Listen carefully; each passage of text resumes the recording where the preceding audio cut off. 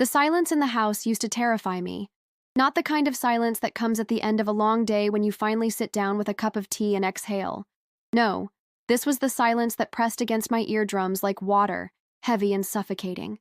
It was the silence that came after Sarah's laugh had been ripped from these walls, after her little feet had stopped pattering across the hardwood floors, after her voice had stopped calling, "Daddy, look," from every corner of our home. 20 years. 20 years of that silence, and I still couldn't get used to it. Sarah was 6 when we lost her. 6 years, 4 months, and 12 days old, to be exact.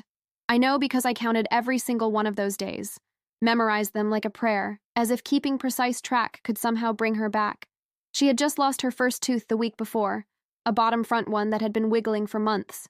She'd been so proud, running to show me the tiny white pearl in her palm, her gap-toothed grin wider than I'd ever seen it. "The tooth fairy's gonna come tonight, Daddy," she'd announced, practically vibrating with excitement as she carefully placed the tooth under her pillow. I remember thinking how the gap made her look even more like her mother, that same mischievous smile that had captured my heart 15 years earlier. The accident happened on a Tuesday. Funny how the most devastating moments of your life can fall on such ordinary days. Tuesday. I was supposed to pick her up from school, but work had kept me late, some meaningless presentation that felt monumentally important at the time. Her mother, Elena, had gone instead. They were driving home on Maple Street, the route we'd taken 1,000 times before, when a drunk driver ran the red light at the intersection near the park. Elena survived. Barely.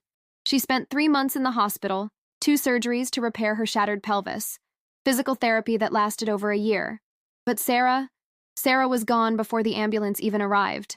The paramedics told us later that it had been instant, that she hadn't suffered, as if that knowledge could somehow make the unbearable bearable. I remember standing in that hospital corridor, fluorescent lights buzzing overhead like angry insects, while a doctor with kind eyes and steady hands explained what massive internal trauma meant. The words bounced off me like rain on glass. I kept thinking about the tooth fairy money still sitting on my dresser at home. 5 crisp dollar bills I'd been planning to slip under her pillow that night. $5 that would never find their way to her small, eager hands.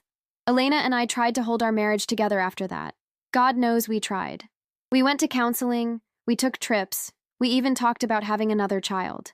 But grief is a peculiar thing. It doesn't divide between 2 people. It multiplies.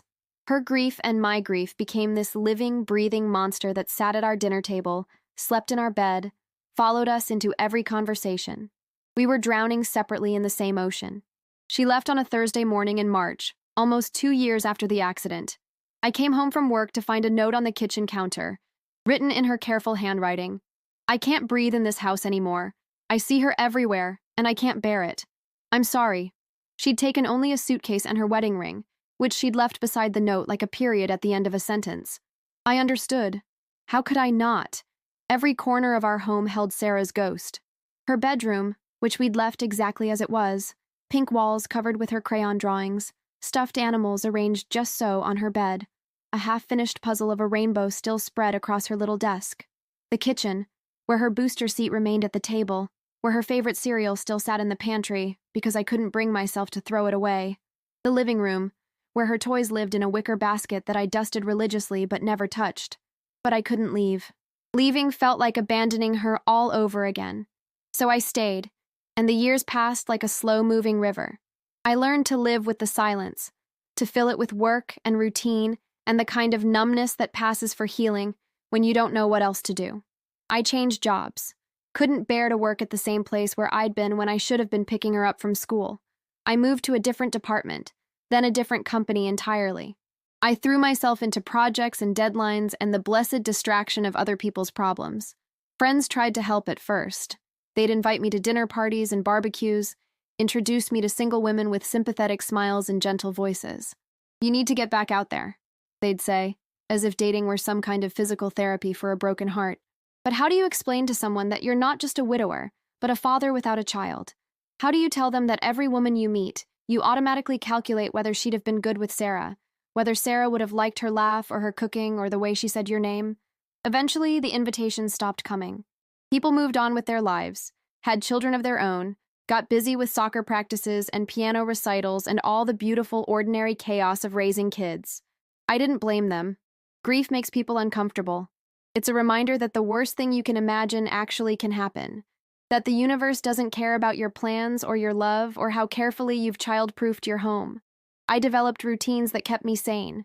Coffee at 6 a.m., always in the blue mug Sarah had painted for me at a pottery place for Father's Day. Work from 8 to 6, sometimes later if I could manage it. Grocery shopping on Sundays, always at the same store, always the same route through the aisles. I avoided the cereal aisle for the first 5 years.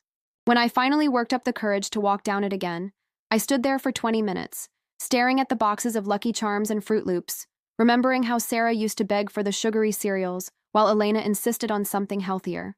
The house became a museum of our life before. I kept everything exactly as it had been, as if Sarah might walk through the front door at any moment and wonder why her things had been moved. Her toothbrush stayed in the bathroom holder. Her jacket hung on the hook by the door. Her library books, 3 picture books about dinosaurs that were overdue by about 7,000 days, remained stacked on the coffee table. People thought I was losing my mind. Maybe I was. Elena's sister, Maria, would call every few months, her voice carefully neutral as she asked how I was doing, if I was taking care of myself, if I'd thought about talking to someone. The subtext was always clear. This isn't healthy, this isn't normal, this isn't how you're supposed to grieve. But what's normal about losing your child? What's healthy about a world where 6-year-olds die and drunk drivers walk away from accidents and tooth fairy money sits forever unclaimed on bedroom dressers? I did talk to someone, eventually. Dr. Martinez, a grief counselor with a soft voice and an office full of tissues and inspirational posters about healing and hope. She was kind, patient, professional. She taught me about the stages of grief, about the importance of letting go and moving forward. She suggested I pack up Sarah's room, maybe donate her toys to children who could use them. She meant well. They all meant well. But they didn't understand that Sarah's room wasn't a shrine to death. It was the only place where she was still alive, where I could sit on her little bed and remember the sound of her breathing when she slept, the way she'd kick off her covers no matter how cold it was, how she'd wake up with her hair sticking up in impossible directions, where I could hold her stuffed elephant, Mr. Peanuts, and still smell the faint scent of her strawberry shampoo in his worn fur. The years blurred together after that. Birthdays came and went. Mine, hers, Elena's somewhere across the country where she'd started a new life. I'd mark Sarah's birthday every year by visiting her grave, bringing fresh flowers, and sitting there for hours, telling her about my year, about the changes in the neighborhood, about how much I missed her voice. The headstone was simple. Sarah Elena Morrison, beloved daughter, forever 6. Elena and I had fought about that inscription. She'd wanted something about angels or heaven, but I couldn't bring myself to think of Sarah as gone to some distant place.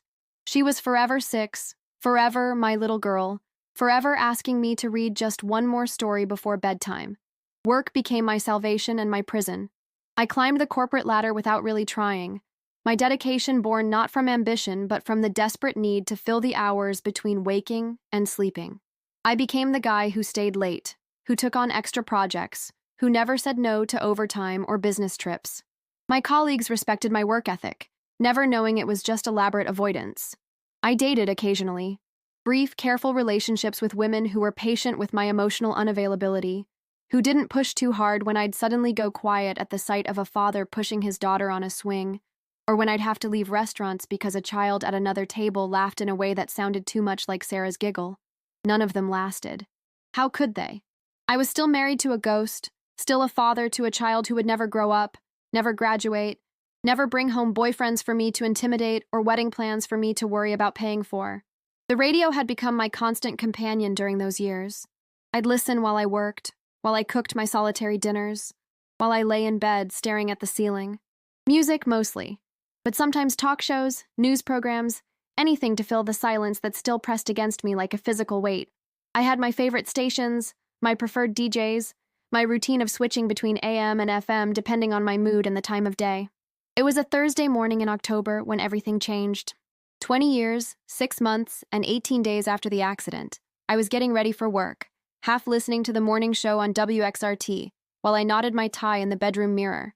The hosts were doing their usual banter about traffic and weather, taking calls from listeners about some trivial contest they were running, and then I heard it. A voice I hadn't heard in 2 decades, but would have recognized in a crowd of thousands, across a room full of noise, in my dreams and nightmares, and every quiet moment in between. Hi, this is Sarah, and I just wanted to say, the coffee mug slipped from my hand and shattered against the hardwood floor, sending ceramic shards and hot liquid across my feet. But I couldn't move. I couldn't breathe. The voice continued, bright and animated, exactly as I remembered it. That slight lisp when she said her S's, the way she drew out certain words when she was excited. That my daddy taught me this song when I was little, and I still sing it sometimes when I'm scared. It goes like this. And then she began to sing, in that sweet, clear voice that used to fill our house every morning, the lullaby I'd made up for her when she was 3 years old. The one about the brave little star who wasn't afraid of the dark because she carried her own light. My legs gave out. I found myself sitting on the edge of the bed, staring at the radio as if I could see through it, through the airwaves, through time itself. The song ended, and the DJ's voice returned, warm and conversational. That was beautiful, Sarah. How old are you, sweetheart? I'm 6, came the reply, and my heart stopped completely. 6. She was 6 when she died. She would be 26 now if she had lived. But this voice, this impossibly familiar voice, claimed to be 6 years old. 6 years old? And where are you calling from? I'm not sure. Somewhere safe. Daddy always said I should call if I needed help, and I wanted everyone to know that song because it makes the scary things go away. The DJ chuckled, that practiced radio laugh that fills dead air. Well, that's a beautiful song, Sarah. Thank you for sharing it with us. You take care now, okay? Okay. Tell my daddy I love him if you see him. His name is Michael. The line went dead. The DJ moved on to traffic reports as if nothing extraordinary had just happened, as if my entire world hadn't just been turned inside out and shaken until everything I thought I knew about reality came tumbling down. I sat there for what felt like hours but was probably only minutes, my mind racing through every possible explanation. A recording somehow. But how? We'd never recorded her singing that song. I'd made it up spontaneously, humming it to her during those late nights when she couldn't sleep, when thunderstorms rattled the windows, or when she'd had a bad dream. It existed nowhere but in my memory, and apparently, in hers. A prank, then. Someone who had known us, known Sarah, somehow reconstructing her voice. But who would do such a thing? And how could they possibly know about the lullaby? Even Margaret had only heard fragments of it, caught in passing as she walked by Sarah's room during bedtime. I called the radio station. My hands shook so badly I had to dial 3 times before I got the number right. WXRT, this is Jenny. I need to speak to whoever was hosting the morning show just now. It's urgent. That would be Dave and Mike. They're in the middle of a segment right now. Can I take a message? There was a caller, a little girl named Sarah. I need to know how to reach her. A pause. Sir, I'm not sure what you're talking about. We haven't had any child callers this morning. Are you sure you have the right station? She called maybe 10 minutes ago. She sang a song. She said she was 6 years old. I'm sorry, but I've been monitoring the calls all morning. We've had 3 callers, 2 about the traffic contest and 1 complaint about the music volume. No children. I hung up and immediately called back, asking for the program director, then the station manager. Same story. No record of any call from a child named Sarah. No record of any call during the time I'd heard her voice as clearly as if she'd been standing in the room with me. I drove to the station. I don't remember the drive itself, only finding myself in their parking lot, still in my pajama pants and an old t-shirt, my feet still damp from the spilled coffee.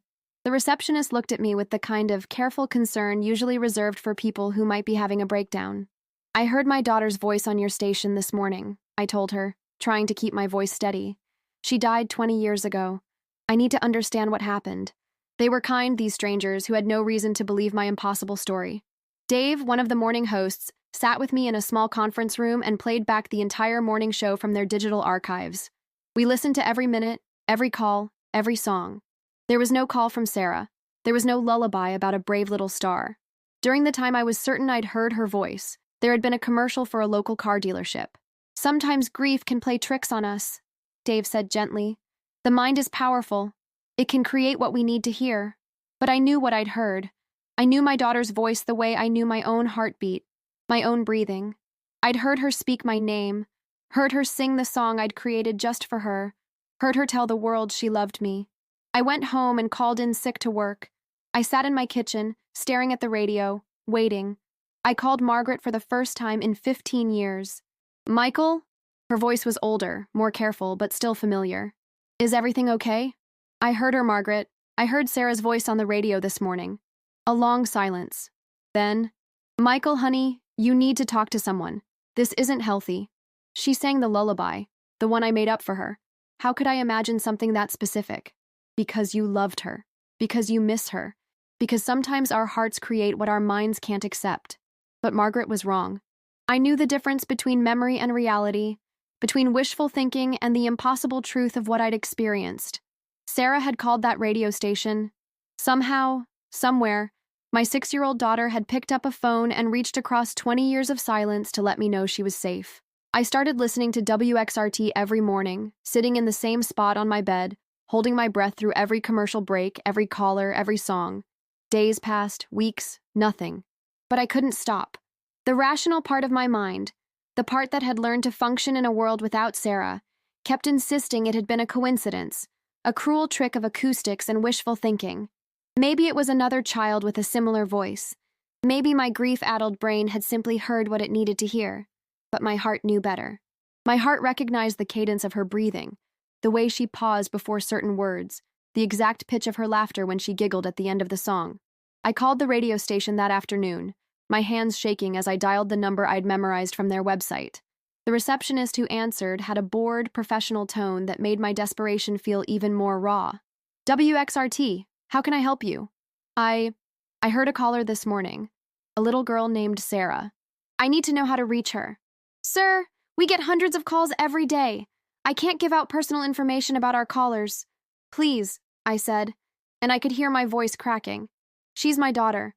She died 20 years ago, and I heard her voice on your show this morning. I know how that sounds, but... Sir, I'm going to have to ask you to... Wait, I interrupted. Can you at least tell me if you have a recording? Can you check your logs for this morning's show? Around 8:15, maybe 8:20? A little girl who sang You Are My Sunshine? There was a long pause. I could hear keyboard clicking in the background. I'm sorry, sir. I don't see any record of a child caller during that time slot. Are you sure you had the right station? I hung up without answering. Of course there was no record. How could there be? Dead children don't make phone calls. Dead children don't grow up and remember songs their fathers taught them. Dead children don't reach across the impossible gulf between life and death to comfort the parents they left behind. But I had heard her. I knew I had heard her. I started recording every morning show, using an old cassette recorder I found in the basement. The same one Linda and I had used to record Sarah's first words, her first songs, her bedtime stories. I would play back each show in the evening, listening with headphones, adjusting the volume, straining to catch any hint of that familiar voice. I filled notebook after notebook with timestamps and caller descriptions, creating a meticulous log of every child who called the station. My co-workers began to notice my distraction. I'd arrive at the office with dark circles under my eyes, having spent the night hunched over my tape player, rewinding and replaying segments until the words became meaningless noise. I missed meetings, forgot deadlines, stared out my office window while my computer screen filled with unread emails. David, you look like hell, my partner Marcus said one afternoon, settling into the chair across from my desk. When's the last time you took a vacation? A real one, not just a long weekend to sit around your house. I looked up from the notebook where I'd been sketching out a timeline. 20 years of silence, then that one perfect moment of connection. I'm fine. No, you're not. You're obsessing over something, and it's affecting your work. The Henderson account is 3 days overdue, and Mrs. Patterson called twice yesterday asking about her estate planning documents. Marcus was right, of course. I was unraveling, coming apart at the seams like an old sweater. But how could I explain that I'd heard my dead daughter's voice on the radio? How could I make him understand that everything I'd built in the 20 years since Sarah's death, my career, my routine, my carefully constructed emotional walls, had crumbled in the space of a 3-minute phone call? I think I might need some time off, I said finally. Good. Take a month. Hell, take 2. But David, he leaned forward, his expression serious. Whatever this is about, don't let it consume you. I've seen what grief can do to people. I've seen how it can become its own kind of addiction. That night, I sat in my kitchen with a glass of whiskey and Linda's old address book, the one she'd kept meticulously updated with phone numbers and birthdays and anniversary dates. I found her sister's number in Portland, a woman I hadn't spoken to since the divorce. My finger hovered over the phone for nearly an hour before I finally dialed. Hello? Janet? It's David. David Morrison. A pause. David? My God, it's been, what, 15 years? Is everything okay? I heard Sarah's voice, I said without preamble. On the radio, this morning. She called into a show and sang the song I used to sing to her. Another pause. Longer this time. I could hear the careful consideration in Janet's silence, the way she was choosing her words. David, honey, Sarah died 20 years ago. You know that. I know how it sounds, but it was her, Janet. I would know her voice anywhere. Have you been sleeping? Eating? When's the last time you talked to someone? A professional, I mean. I laughed, but it came out bitter and hollow. You think I'm having a breakdown. I think you're a man who lost his daughter and his wife and has been carrying that pain alone for 2 decades. I think maybe your mind is trying to give you something you need, even if it's not real. But what if it is real? I asked. What if there's something I don't understand? Something beyond what we think we know about death and life and the space between them? Janet sighed, and I could picture her in her Portland kitchen, probably making tea, probably wondering how to handle her clearly unstable former brother-in-law. David, I loved Sarah too. She was my niece, and losing her nearly destroyed Linda. But she's gone. She's been gone for 20 years. And if you keep chasing ghosts, you're going to lose what's left of your life. After I hung up, I sat in the dark for a long time, listening to the house settle around me. Janet was probably right. Marcus was probably right. The rational functioning part of my brain knew they were right. But rationality had never been much comfort in the face of loss this profound. Rationality couldn't explain why I still set 2 place settings at dinner sometimes, or why I still bought birthday presents for a daughter who would never age past 6. And rationality certainly couldn't explain why, at exactly 8:17 the next morning, Sarah called the radio station again. This time I was ready. I had my phone in my hand, recording, my finger hovering over the button the moment I heard the DJ's voice asking for callers. The familiar jingle played, and then the line connected. Hello, you're on the air with Danny and the morning crew. Hi, Danny. The voice was unmistakably hers, bright and cheerful, exactly as it had been the day before. It's Sarah again. Hey there, Sarah. You called yesterday too, didn't you? With that beautiful song your daddy taught you. Uh-huh. I wanted to tell you something else today. My daddy used to make these really funny pancakes on Saturday mornings. He'd make them look like animals, elephants and giraffes and sometimes dragons. The dragons were my favorite because he'd use blueberries for the eyes and they looked so silly. My hands were shaking so violently I nearly dropped the phone. She was describing our Saturday morning ritual perfectly, down to the blueberry eyes on the dragon pancakes. It had been our special tradition, something we'd never shared with anyone else, not even Linda. How could anyone else know about the dragon pancakes? That sounds wonderful, Sarah. Your daddy sounds like a pretty special guy. He is. He has these really kind eyes, and when he smiles, it makes his whole face crinkle up. And he always smells like coffee and that soap he uses, the green one that comes in the little bottle. I was sobbing now, great heaving sobs that came from somewhere deep in my chest. She was describing me exactly as I'd been 20 years ago, down to the expensive cologne Linda had bought me for our anniversary, the one that came in the small green bottle. I'd stopped wearing it after the accident, couldn't bear the reminder of happier times. He sounds like he loves you very much, Sarah. He does, but I think he's really sad now. I can feel it sometimes, like this heavy feeling in my chest. I wish I could tell him that I'm okay, that he doesn't need to be so sad anymore. The DJ's voice softened. Well, maybe he's listening right now. Maybe he can hear you. Do you think so? Daddy, if you're listening, I want you to know that I'm not scared anymore. Remember how I used to be afraid of the dark? Well, it's not dark here. It's really bright and beautiful, and there are so many other kids to play with. And Grandma Rose is here. She makes the best chocolate chip cookies, just like you always said she did. My mother had died when Sarah was 3. She'd never met her great-grandmother, but somehow she knew about Rose's legendary chocolate chip cookies, the ones I'd told her stories about when she was too young to remember. And Daddy, I know you miss me. I miss you too. So much it makes my heart hurt sometimes. But I need you to know that what happened wasn't your fault. You couldn't have stopped it. Sometimes bad things just happen, and it's nobody's fault. The words hit me like a physical blow.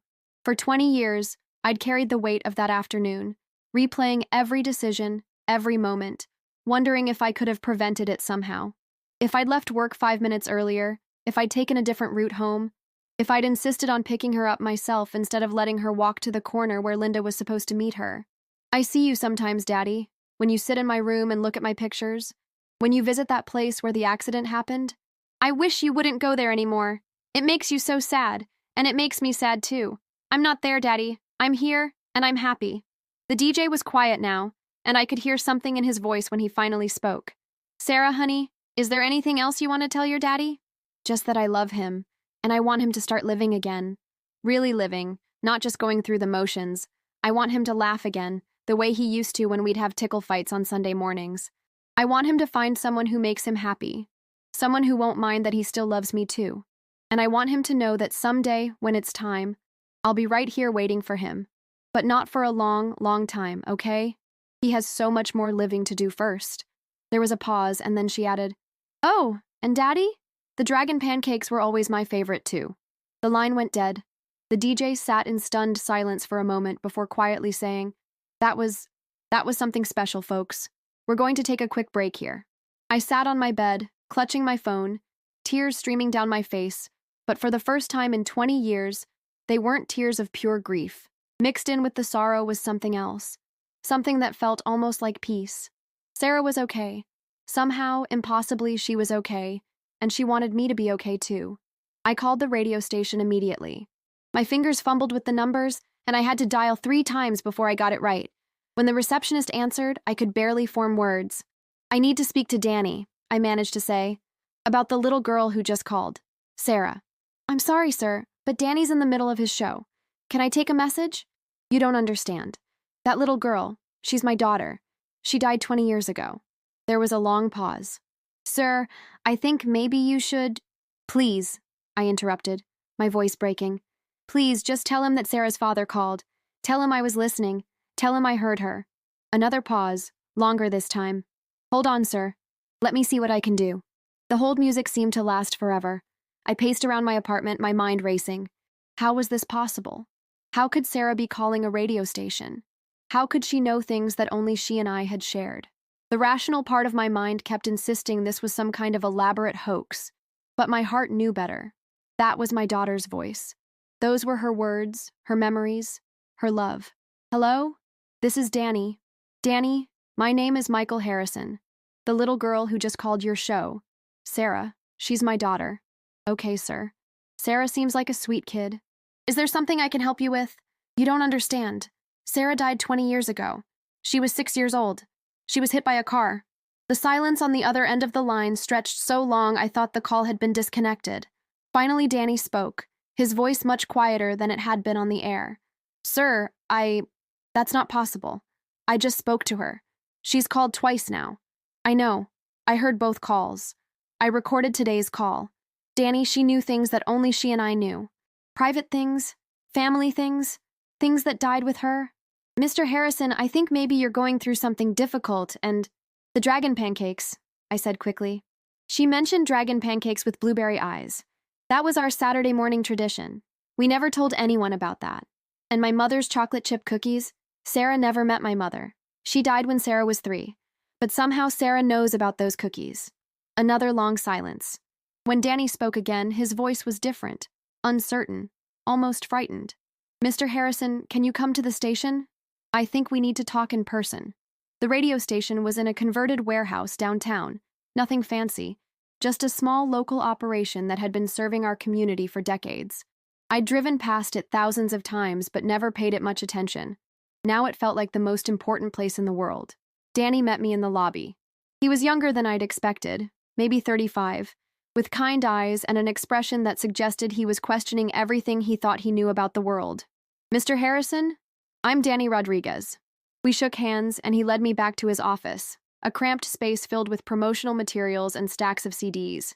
He gestured for me to sit down, then closed the door behind us. "Okay," he said, settling into his chair. "Tell me about Sarah." So I did. I told him about the accident, about the 20 years of grief, about the empty room I couldn't bear to change. I showed him pictures on my phone. Sarah at her 6th birthday party, Sarah on her first day of school, Sarah building a snowman in our backyard. I played him the recording I'd made of that morning's call. Danny listened to everything, his expression growing more troubled with each detail. When I finished, he was quiet for a long time, staring at his hands. "Mr. Harrison, I've been in radio for 15 years. I've heard a lot of strange things, taken a lot of weird calls. But this He looked up at me. The thing is, we don't have any record of Sarah's calls. What do you mean? I mean, they're not in our system. Every call that comes through gets logged automatically. The number, the time, the duration. But there's no record of any calls from a Sarah. According to our system, those calls never happened. A chill ran down my spine. But you heard her? You talked to her. I know I did. I remember every word. But look. He turned his computer screen toward me, showing a log of the morning's calls. There were entries for other callers, but nothing from Sarah. And here's the really strange part. I asked my producer about it during the break. He was sitting right outside that door, monitoring everything. He has no memory of Sarah calling at all. That's impossible. I know. But I played back the recording of this morning's show, and Mr. Harrison, there's no trace of Sarah's call. It's like I was talking to myself. You can hear my side of the conversation, but there's nothing from her. My hands were shaking again. But I heard her. I recorded her. Can you play that recording for me? I pulled out my phone and found the file. But when I pressed play, all I heard was Danny's voice, talking to empty air. Sarah's voice was gone. This doesn't make sense, I whispered. I know what I heard. Danny leaned forward, his expression intense. Mr. Harrison, I believe you.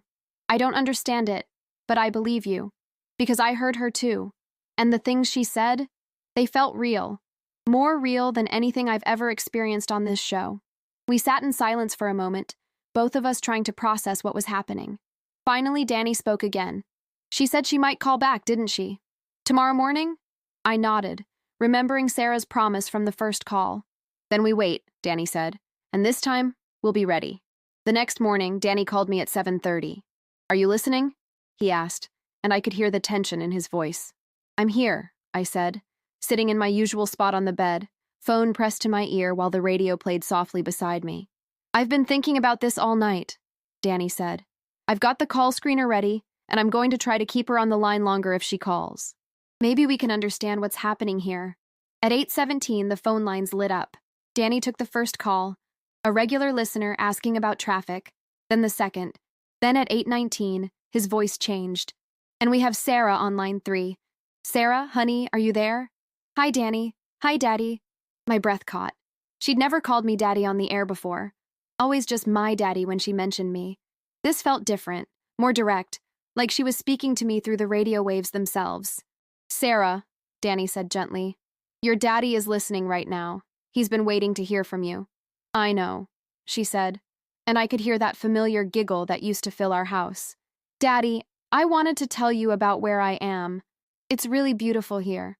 There are flowers everywhere, and they never die. And there's this big tree, bigger than the one in our backyard, and I can climb all the way to the top and see everything. I was crying now, but I managed to whisper, tell her I love her. Danny must have heard me through the phone. Sarah, your daddy wants you to know he loves you very much. I love him too, she said, and I want him to know that I'm not scared anymore. Remember how I used to be scared of the dark? Well, there's no dark here. It's always light, but not the kind that hurts your eyes. It's warm light, like when Mommy used to read me stories with the lamp on. The mention of her mother hit me like a physical blow. I hadn't heard Sarah talk about Linda in 20 years, not even in my dreams. Daddy, Sarah continued, I know you and Mommy got sad after I had to go away. I know you couldn't live in the same house anymore because it made you too sad, but I want you to know that it's okay. I understand, and I want you to find each other again. Danny was quiet, letting her speak. I could hear him breathing carefully, professionally, but I could also hear the emotion he was trying to control. Sarah, Danny said softly, how do you know all this? I can see you sometimes, she said matter-of-factly, the way children explain the most extraordinary things. Not all the time, but sometimes. I saw Daddy when he moved to the apartment. I saw him when he cried on my birthday. I saw Mommy, too, in her new house with the yellow kitchen. She cries sometimes, too, but she's getting better. She has a garden now, and she talks to me when she waters the flowers. I felt like the world was spinning. Linda had a garden? She'd always wanted one, but we'd never had the time or space in our old house. After Sarah died, Linda had thrown herself into work, claiming she didn't have time for hobbies. But apparently, somewhere in the years since she'd left, she'd found her way back to the things that brought her joy. Daddy, Sarah said, and her voice became more serious, more urgent. I need you to do something for me. I need you to call Mommy. Her number is still the same. She kept it because she hoped you might call someday. She's at 555550847 now, but she kept the old number too. I grabbed a pen and wrote down the number, my hand shaking so badly I could barely form the digits. Sarah, Danny said, why is this important to you? Because love doesn't end, she said simply. Even when people go away, love doesn't end. And Mommy and Daddy still love each other. They just forgot how to remember it without being sad. But I want them to remember the happy parts.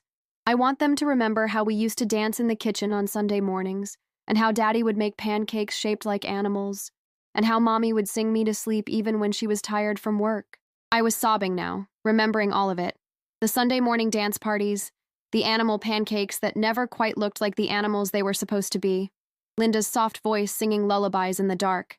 We'd been so happy. Before the accident, we'd been so incredibly happy. I have to go now, Sarah said. But Daddy, promise me you'll call Mommy. Promise me you'll tell her about hearing my voice. She'll believe you. She's been waiting for a sign too. I promise, I whispered, though I wasn't sure she could hear me. I heard you, Daddy, she said, and I could hear her smile in her voice. I love you so much. And tell Mommy I love her too. Tell her the flowers in her garden are beautiful, and that I help them grow sometimes. The line went quiet. Danny waited a moment before speaking. Sarah, are you still there? But she was gone. The dial tone hummed through the radio, and Danny slowly transitioned into the next segment, his voice thick with emotion. I sat on my bed, staring at the phone number I'd written down, my heart pounding so hard I thought it might burst.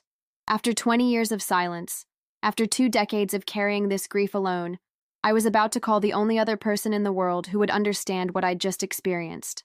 I dialed Linda's number with trembling fingers. The phone rang 3 times before a woman's voice answered, cautious and tired. Hello? Linda? This is David Mitchell, Sarah's father. The silence stretched so long I thought she might have hung up. Then I heard a sharp intake of breath. David? Her voice was barely a whisper. Where did you get this number? Your daughter just called the radio station. She gave it to me. She said you've been listening too. Another long pause, and then I heard something that broke my heart all over again. The sound of a mother crying for her lost child, the same raw grief I'd been carrying for 20 years. She calls me sometimes, Linda whispered through her tears. At night, when I'm lying in bed, I hear her voice in the next room, singing the songs I used to sing to her. I thought I was losing my mind. You're not losing your mind, I said, my own voice cracking. I've been hearing her too. On the radio, these past few days. She sounds exactly the same. She does, doesn't she? Like no time has passed at all. Linda's voice grew stronger, more certain. David, I need to tell you something. About the accident. About that day. My chest tightened. For 20 years, I'd avoided thinking about the details, about the moments leading up to the crash. The police report had been clinical, factual. Drunk driver, ran a red light. 2 fatalities. I'd never wanted to know more. You don't have to, I started. Yes, I do, Linda interrupted. Because Emma told me something yesterday, when I heard her voice. She said Sarah wanted you to know that it wasn't your fault. The words hit me like a physical blow. What? The fight you had that morning. About the sleepover. Sarah told Emma about it in the car. She said she was sorry for being difficult, and she wanted to call you when we got to my house to apologize. I couldn't speak. The memory of that morning came flooding back, Sarah begging to stay overnight at Emma's house, me saying no because it was a school night, her tears and angry words as I dropped her off for what I thought would be just a few hours of playing. You're the meanest daddy ever, she'd shouted as she slammed the car door. Those had been her last words to me. She wasn't angry anymore, Linda continued. Emma said Sarah spent the whole car ride talking about the surprise she wanted to make for you when she got home. Some kind of drawing or card. She loved you so much, David. The last thing she said before the truck hit us was your name. I was sobbing now, 20 years of guilt and self-recrimination pouring out of me. All this time, I'd carried the weight of that argument, convinced that my daughter had died thinking I didn't love her, that my refusal to let her have her sleepover had somehow caused the accident. I should have let her stay, I choked out. If I'd just said yes, then Emma would have died alone, Linda said firmly, and I would have lost my daughter without ever knowing what happened to yours. They were together, David. They had each other in those final moments. That has to mean something. We talked for over an hour, sharing memories and grief and the strange comfort of speaking to someone who understood the particular hell of losing a child. Linda told me about the years of therapy, the failed marriage, the way she'd learned to live with the constant ache of Emma's absence. I told her about Margaret leaving, about the empty house, about the way I'd built my life around avoiding anything that reminded me of Sarah. But now they're back, Linda said as our conversation wound down. Somehow they're reaching out to us. Why now, do you think? I'd been wondering the same thing. Maybe because we're finally ready to hear them. Maybe because we needed to find each other. Or maybe, Linda said quietly, they have something they need to tell us. That night, I couldn't sleep. I kept thinking about Sarah's voice on the radio, about the impossible reality of hearing my dead daughter speak to me across 20 years of silence. I thought about Linda, alone in her house just as I was alone in mine, both of us carrying the same unbearable weight. At 3 a.m., I got up and went to Sarah's room for the first time in 2 decades. I stood in the doorway, my hand on the light switch, afraid to turn it on. The room had been exactly as she'd left it when Margaret moved out. I'd insisted on that, even though Margaret had wanted to pack everything away. Her bed was still unmade from that last morning, her stuffed animals arranged on the pillow, her books scattered on the floor where she'd left them while getting ready for school. I turned on the light and stepped inside. The air smelled stale and dusty, but underneath that was something else, something that might have been my imagination, but felt like the faint scent of the strawberry shampoo Sarah had loved. On her desk was the drawing she'd been working on the night before the accident, a crayon picture of our family, me, Margaret, Sarah, and our old dog Buster, all standing in front of our house under a bright yellow sun. At the bottom, in her careful 6-year-old handwriting, she'd written, "I love my family." I picked up the drawing and held it against my chest, and for the first time in 20 years, I let myself remember not just the pain of losing her, but the joy of having had her at all. Sarah had been sunshine and laughter, and endless questions, and sticky fingers and bedtime stories that went on too long because she always wanted just one more. She'd been real and alive in mine, and no amount of grief could take away the 6 beautiful years we'd had together. "I love you too, baby girl," I whispered to the empty room. "I never stopped loving you." And in the silence that followed, I could have sworn I heard the faint sound of a little girl giggling.